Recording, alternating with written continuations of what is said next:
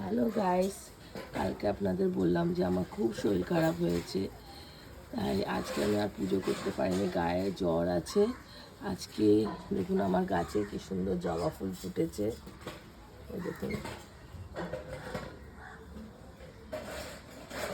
আমাদের জবা ফুলটা দেখুন কি সুন্দর লাল জবা।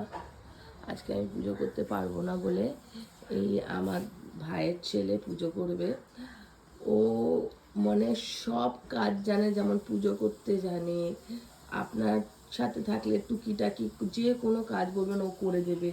ও যেমন পড়াশোনায় ভালো, ভালো ফুটবল খেলতে পারে, ভালো নাচতে পারে।